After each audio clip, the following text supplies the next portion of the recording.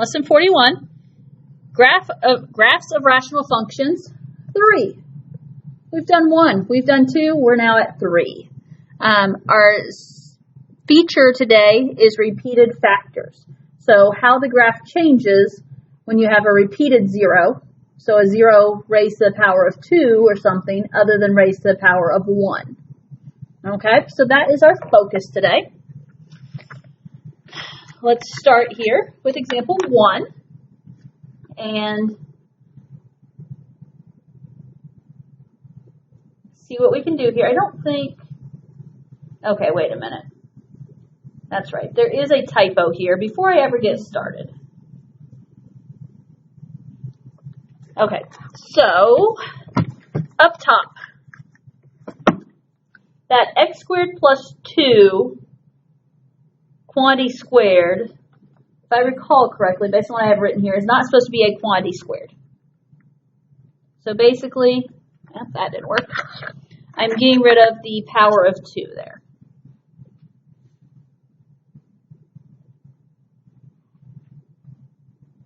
Okay, so y equals negative, if you can see that negative, x squared plus 2 times x minus 1 over x plus 3, x minus 2, x minus 3, x plus 2. Got that all? Okay, so you really don't have to know too much new here to do this one. Our repeated factors we'll talk about down in B. But there is a slight catch that we have to watch out for and just understand what it means.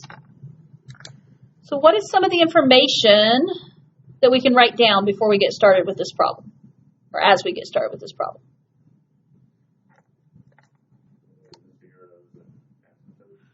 Okay, zeros and asymptotes, right? How do we find zeros? Okay, zeros are places where your numerator equals 0. So zeros are where the numerator equals 0. So where do we have zeros at?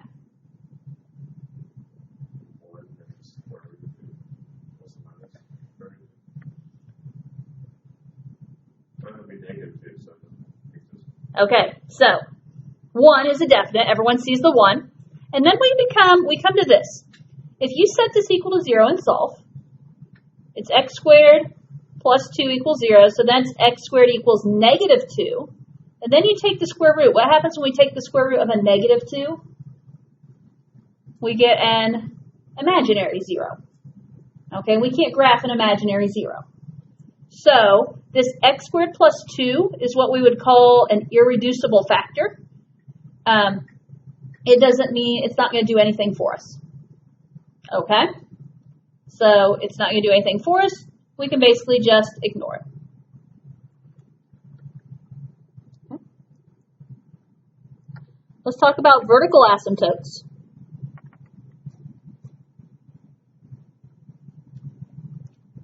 Where do we have vertical asymptotes?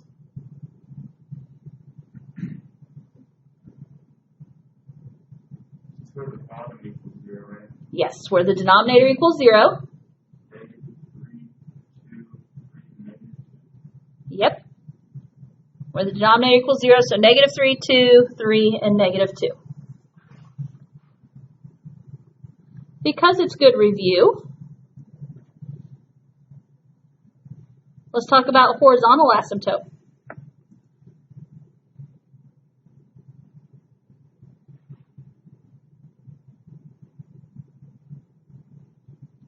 How do we figure out horizontal asymptote? It's all about looking at the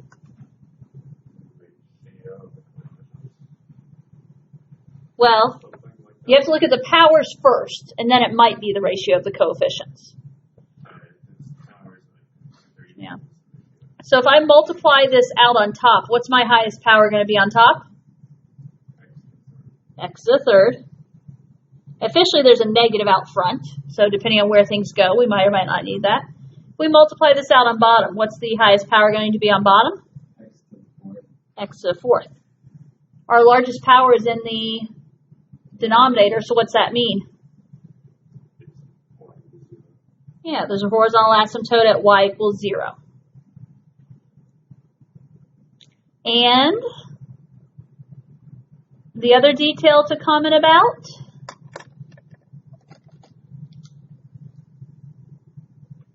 What's that guy do for us? That negative out front. It flips everything.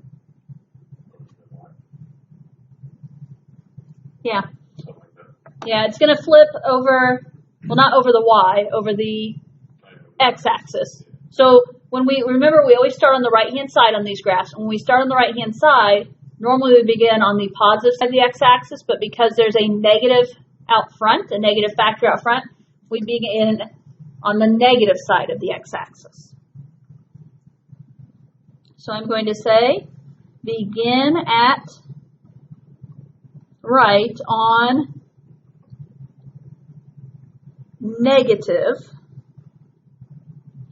side of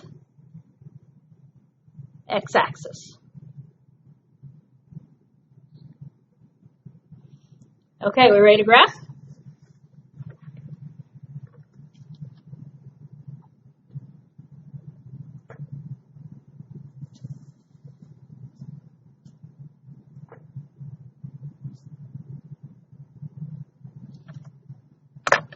Don't ask me why I started to write x on one end of the axis and y on the other side of the axis.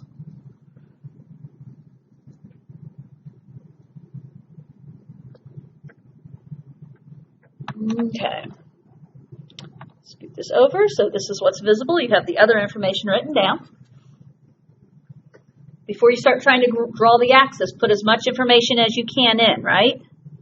I think I need to number up to 3 on both directions.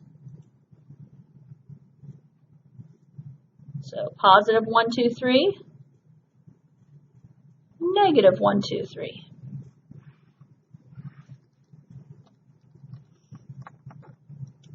We have a 0 at x equals 1, so that's where I tend to put a dot.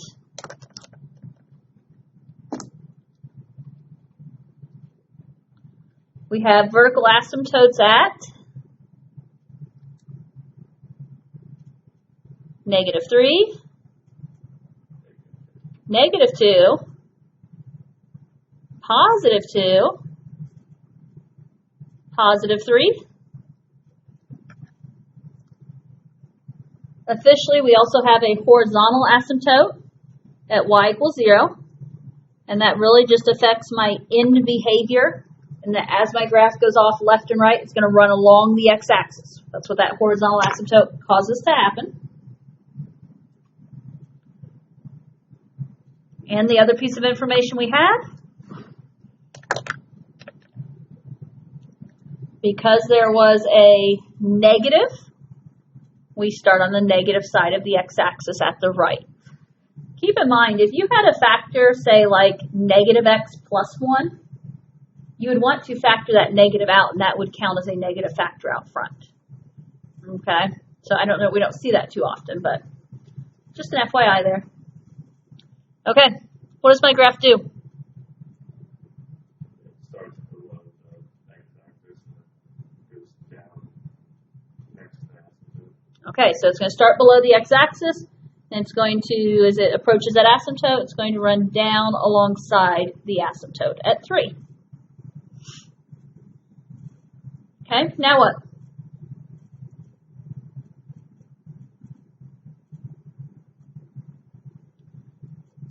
We jump over the asymptote of 3, and where's my graph? Up top, because as long as there's just a basic power of 1, it flips and it now is positive.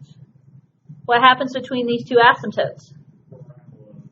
A parabola, because we're not told to cross the x-axis with a 0, so this is some type of parabola. Graphing this by hand, I don't know how low this parabola goes. Okay, so that's not something I grade on, because just as long as you have a parabola type shape, that's what we're looking for. What happens after the asymptote at 2?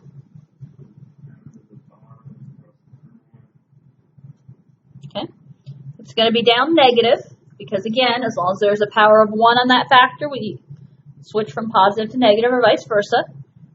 Now, we have asymptotes from 2 to negative 2. The one thing we do know is a 0 at 1. So can you visualize this?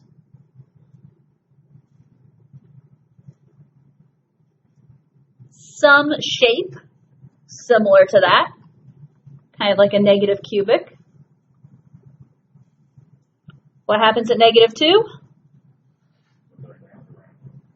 Okay. Now we're going to be in the negatives because we flip. There's no reason to cross between negative 2 and negative 3, so it's an upside down parabola. And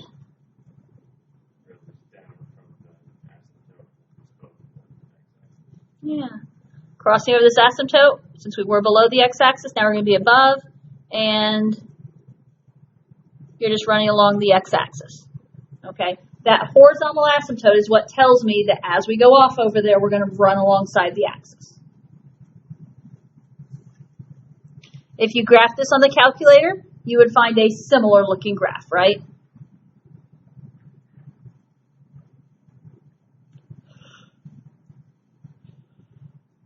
Excuse me. Okay, are we ready? Let's look at example. Let's go to our B examples and look at example 2. 2A, I should say. This is our first dip into repeated factors. We've got kind of some basic graphs to help us get started. And there's a couple different ways we can think about this. In all honesty, I'm going to kind of have you think about it the way we thought about it up above.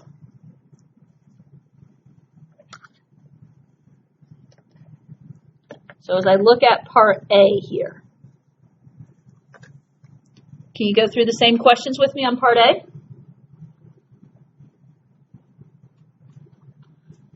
Zeros?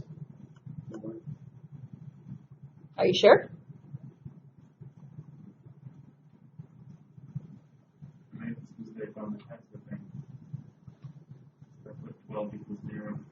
Okay. He said, I said zeros, he said 4, I said, are you sure? But this is a whole number 4. How about none? Here's the deal. Do we have, okay, so here's the catch. Do we have any x's on top?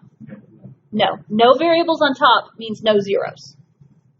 Okay, so because that 4, if it was a 4x, I'd be going for the 0. In order to get 4, it would have to be like an x minus 4. Okay, so this, because there's no x's on top, no zeros on A. What about vertical asymptotes?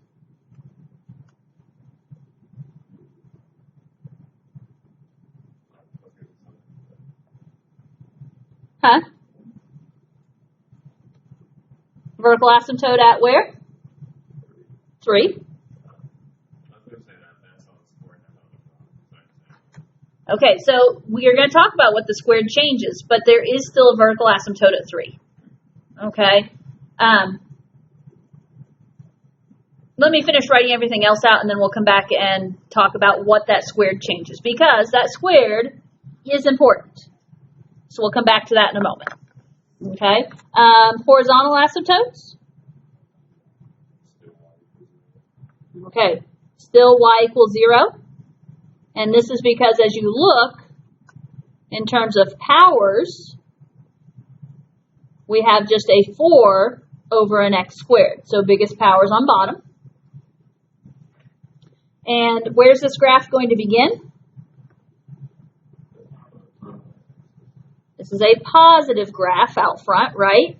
And so it begins on top of the x-axis at the right, or you'll often see here it begins with small positive values at the right.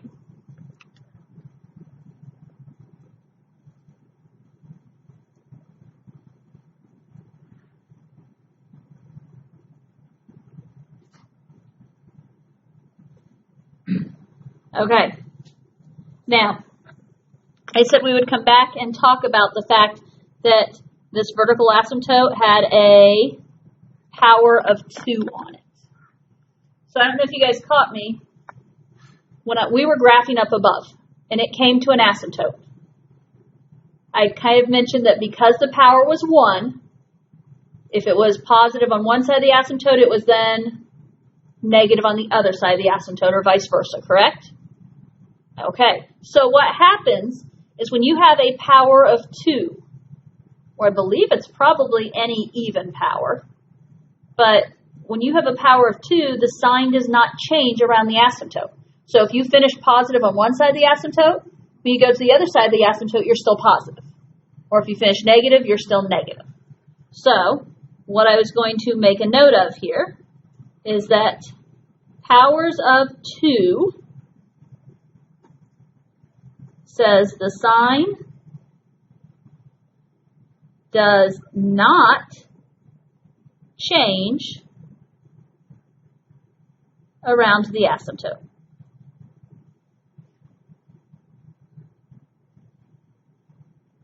And that's what we're getting ready to demonstrate, obviously. So powers of 2 says the sign does not change around an asymptote.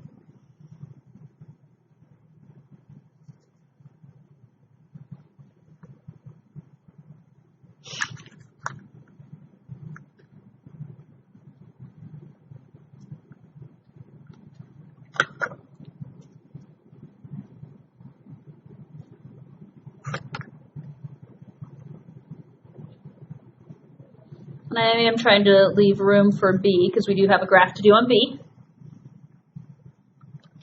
You'll notice, because I know I have to go 3 right, that I scooted my axis over a little bit.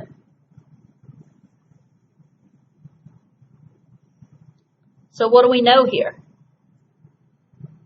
No zeros. So I'll never be crossing the x-axis.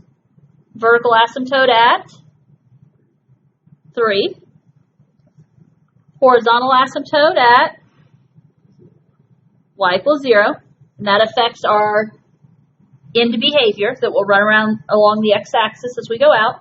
And the graph starts on the positive side. So, thoughts on what my graph does here? We start here on the positive and go where? Up along the asymptote of x equals 3. Then what?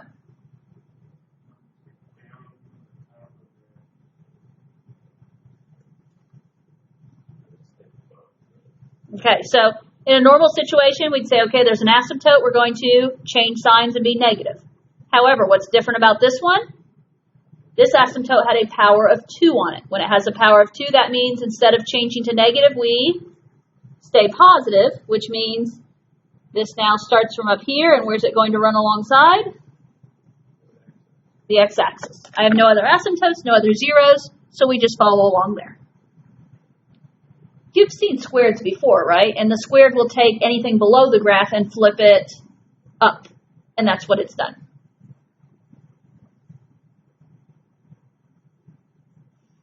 Okay, and this really is this is a variation of our hyperbola graph or our reciprocal graph, where normally they're in opposite diagonals, like diagonal quadrants, but because of that squared, that's what makes them both on top. Now, B. I'm not going to write everything out because most of it is the same. What's the difference on B? There's a negative. So what does that change?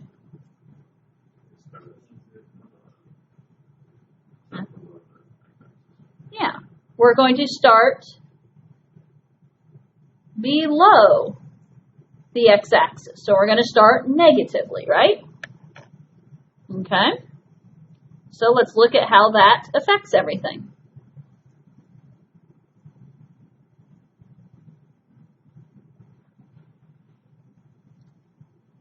Okay, got my graph there.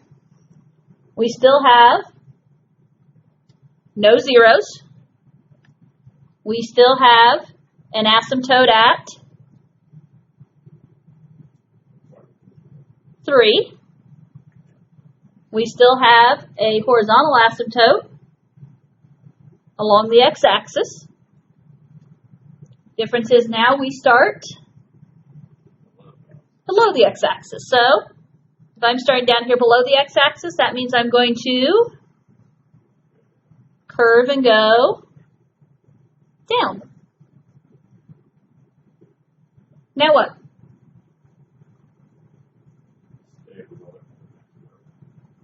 Okay. This asymptote had a power of 2 or an even power. That tells me to stay on the same sign that I'm at. So since I'm in the negatives here, we're going to stay negatives. And then what do? No zeros, no other asymptotes, so we're running over alongside the x-axis. Basically, what did that negative out front do to this whole graph? Yeah, flipped or reflected it across the x-axis, right? So that's another way to look at graphing that as, oh, okay, it's just a reflection.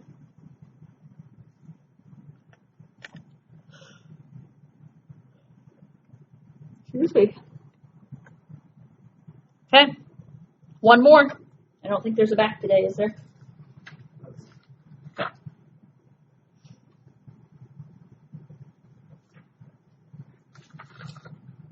Oh man, we're one day off. I had to avoid, when I did my AP Classroom Derivatives assignment, I had to avoid the quotient rule. We know the product rule, but you guys don't know the quotient rule. The next lesson is the quotient rule. The product rule is definitely more fun than the quotient rule, if fun is the word that can be applied there.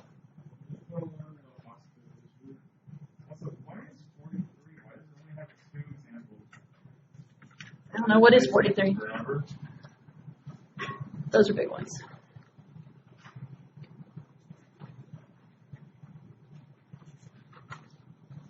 Yes, those are big examples. That's why, when we get to 43. Okay, let's finish up 41 though. We've got one example and we're halfway through the class, so that's good. Okay, let's see. I'm going to go the same order we've been going in today. Zeros.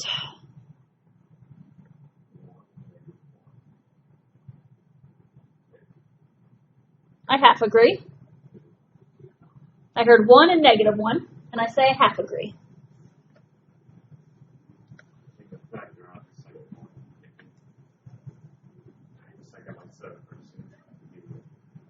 Nope. Okay, so x minus 1, that's a single factor that can be solved, and that's x equals 1. This one, because it's if it was x squared minus 1, we could factor it into an x plus 1 and x minus 1. But this is a lot like that x squared plus 2 up top. That if you try and solve it, x squared plus 1 is going to represent imaginary zeros. Because you get x squared equals -1, and the square root of -1 is imaginary. So x squared plus 1 does nothing for us in this graph. Okay? Now, what should you tell me about this 0 of x equals 1?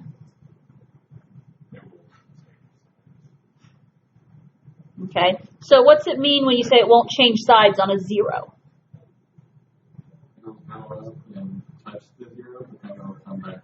Yeah, it touches instead of crosses through the 0. Does that sound familiar? We've done that. It might have been a while, but we've done that. So I'm just going to say, kind of put it here in parentheses, because there's an even power, it touches as opposed to crosses. Remember, we've talked about touching versus crossing. It's going to touch the x-axis and not cross through it. I think that's what we learned last time we did these graphs, if I recall.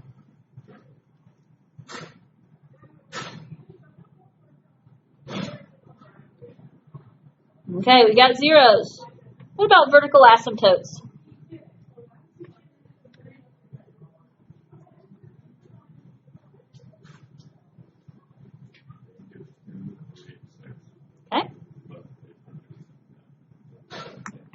Okay, so officially, I think I know where he's going with this. Okay, so generally speaking, asymptotes of -2, 3, and 6. What do we need to notice about a couple of these? The 3 and 6, instead of changing signs when you cross over that asymptote, because there's an even power, there'll be no sign change. That's what you were trying to say, which I know, it's putting it all in words. Okay, so what I'm going to say here, and I'm just writing it in so you have it for later, right? An even power at x equals 3 and 6 means no sign change. Okay? So instead of going positive, negative, positive, you stay where you're at. Write that in if you feel the desire. Horizontal asymptotes. Check while we're here just to be sure. We assume what it's going to be, but how many x's do you have on top? It'd be x to the fourth, right? Because there's an x squared and an x squared. So it'd be x to the fourth on top. How many x's on bottom? 5. So that again supports y equals 0.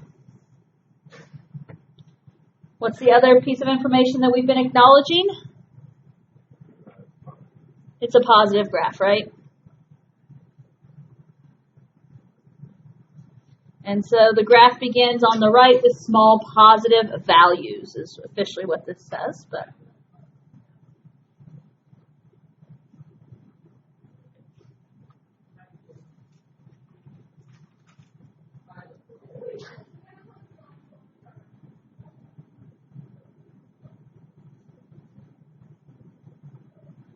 so I'd actually write it out this time.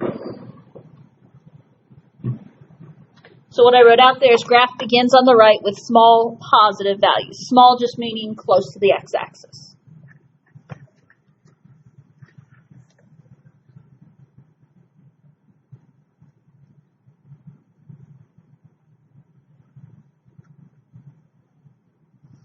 Let's see, we have to go higher on the positives, don't we?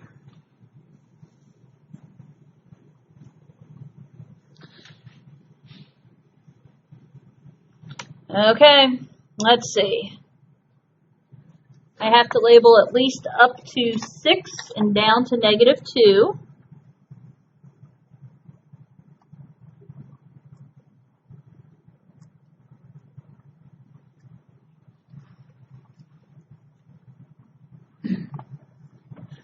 Okay, so let's see. What can I put in here? I have a 0 at x equals 1. What's good to remind yourself at that 0? It doesn't cross. It's going to touch. What I like to do is I like to put a light little pencil, a T for touch. It's my personal thing.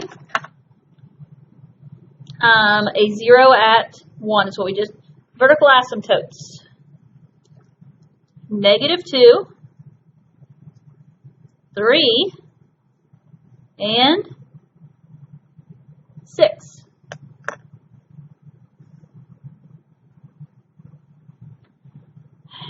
Horizontal asymptote.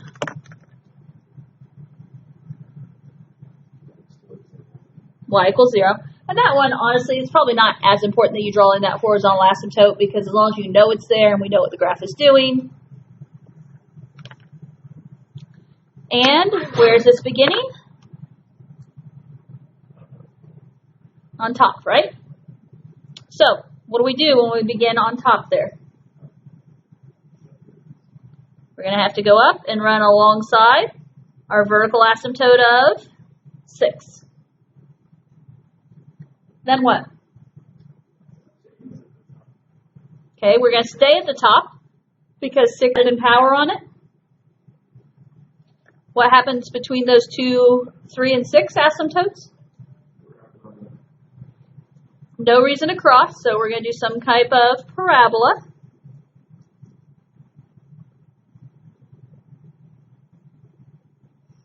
What about at 3?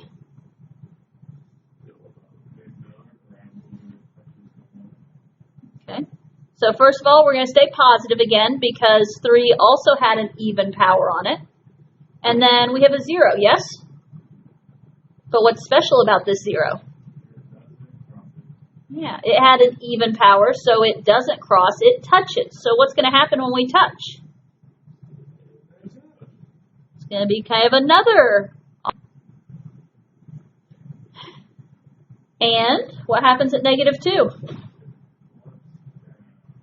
we actually get to change signs here, don't we? Because my x plus 2 factor just had a normal power of 1, an odd power. So now we're going to be in the negatives and run off to infinity along our horizontal asymptote. Off to negative infinity, I should say.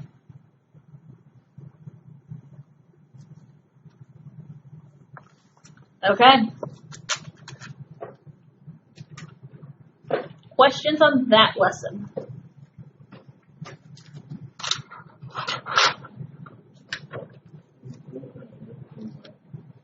Okay.